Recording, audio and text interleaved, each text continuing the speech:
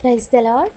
ప్రభునందు ప్రియ సహోదరులందరికీ యేసుక్రీస్తు వారి నామం పేరిట వందనాలు మరియు ఉదయకాలపు శుభాలు.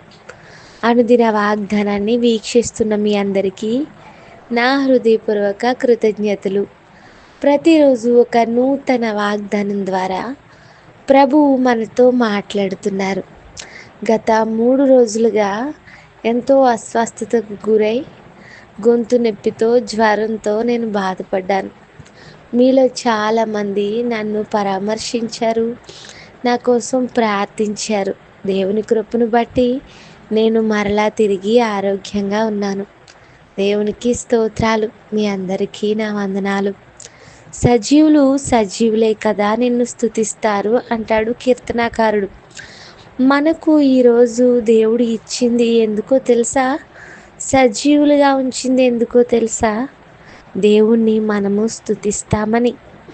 ఆయన స్తుతించడం తప్ప మరి దేనికి మనము జీవించి ఉండలేదు. ఆయన స్తుతించే జీవితం, ఆయనను ఆరాధించే బ్రతుకు కలిగి ఉండడం ఎంతో ధన్యకరం. కృతజ్ఞత కలిగి ఆయనను ఆరాధించినప్పుడు ఆయన మన జీవితాల్లో ఎన్నో అద్భుతాలు మేలులు చేయగలరు. అనుదిన వాగ్దాన ధ్యానం మీకు ఆశీర్వాదకరంగా ఉందని విశ్వసిస్తున్నాను. నా గొంతులో నీరసం ఉన్నప్పటికీ ఈ వాగ్దానం మీలో నిరుత్సాహాన్ని అయితే ఇవ్వడం లేదని నమ్ముతున్నాను. నేడు కీర్తన ద్వారా ప్రభువుని స్తుతిద్దామా? నా శత్రువులు నన్ను తరుముచుండగా నా ఆత్మలో నేను కృంగియుండగా నా మనస్సు నీ వైపు తిప్పిన వెంటనే శత్రువుల చేతి నుండి విడిపించినావు, కాపాడినావు. నా మనస్సు నీ వైపు త్రిప్పిన వెంటనే శత్రువుల చేతి నుండి విడిపించినావు, కాపాడినావు.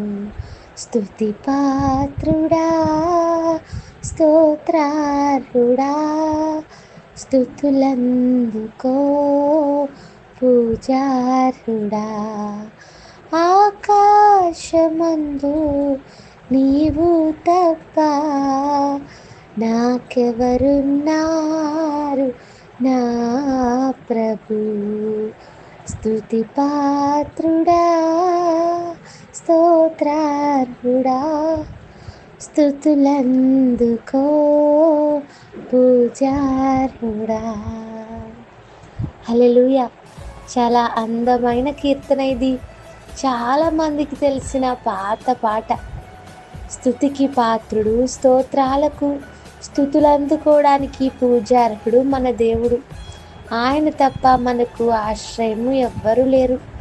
ఆకాశమందున్న దేవుడు మన స్తుతులు అందుకునేవాడు, మనల్ని శత్రువుల చేతి నుండి విడిపించేవాడు అని ఈ పాట చెప్తుంది. నేడు వాగ్దానం కీర్తనల గ్రంథం 19వ అధ్యాయం 8వ వచనం. యెహోవా ఉపదేశములు నిర్దోషమైనవి, అవి హృదయమును సంతోషపరచును. మనిషి హృదయాన్ని సంతోషపరిచేవి ఏమిటి? సంతోషాన్ని ఎక్కడెక్కడో వెతుక్కుంటున్నాడు మనిషి. ఎంటర్టైన్మెంట్ అన్న పేరుతో సినిమాల్లో సంతోషం ఉంటుందని రోజుకు 4-5 సినిమాలు చూసేవాళ్ళు లేకపోలేదు. సినిమాల్లో జరిగే సంఘటనలను ఊహిస్తూ వాటితోనే జీవిస్తూ సంతోషాన్ని వెతుక్కునేవారు చాలామంది ఉన్నారు. వ్యసనాల్లో, సమాజంలో జరిగే రకరకాల సంఘటనలో సంతోషాన్ని వెతుక్కునేవారు కొందరు. నిజమైన ఆనందం, నిజమైన సంతోషం ఎక్కడ ఉంది అని ఆలోచన చేస్తే చదవబడిన లేఖనం చెప్తుంది, దేవుని ఉపదేశాలు నిర్దోషమైనవి, అవి హృదయమును సంతోషపరుస్తాయి అని. ఈరోజు వాగ్దానం దేవుడు తన ఉపదేశం చేత నిన్ను నన్ను సంతోషపరచబోతున్నాడు. ఆమెన్. నీకున్న దుఃఖము, వేదన, కన్నీటి నుండి విడుదలనిచ్చి నిన్ను సంతోషపరచాలని ఇష్టపడుతున్నాడు. గొర్రెల కాపర్లు రాత్రివేళ మంద కాచుకుంటున్నారు. భయంలో, ఆందోళనలో వారుంటే దేవుడు వారికి సంతోషమైన వర్తమానం ద్వారా సంతోషింపచేశాడు. జ్ఞానులు ప్రభువును చూసి సంతోషించారు. పేతురు భక్తుడు అంటాడు, మీరు మీ విశ్వాసానికి తగిన ఫలం అనగా ఆత్మరక్షణను పొందుచు చెప్పనాశక్యమైన మహిమాయుక్తమైన ఆనందంతో సంతోషిస్తారు అని తన పత్రికలో రాశాడు. ఆత్మరక్షణ ద్వారా నిజమైన ఆనందం, సంతోషం ఉంది.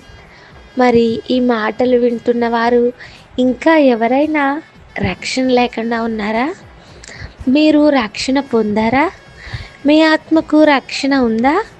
రక్షణ పొందడం అంటే ఏమిటి? అంటే ఒక నదిలో కొట్టుకుని పోతున్న వారికి రక్షణ కావాలి. అగ్నిలో కాలిపోతున్న వారికి రక్షణ కావాలి. ఏదైనా ప్రమాదంలో ఉన్న వారికి రక్షణ కావాలి. ఎవరు రక్షిస్తారు అని వారు ఎదురు చూస్తారు. అయితే మనిషి పాపము అనే నదిలో కొట్టుకుపోతున్నాడు. అతనికి రక్షణ అవసరం. ఆ రక్షణ ఎవరివ్వగలరు అంటే దేవుడు మాత్రమే ఇవ్వగలడు.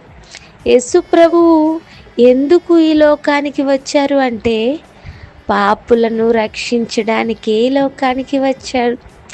ఎవరు అన్నట్లు మతాన్ని స్థాపించడానికి, మతాలు మార్చడానికి ఆయన రాలేదు. కానీ దేవునికి మతం లేదు.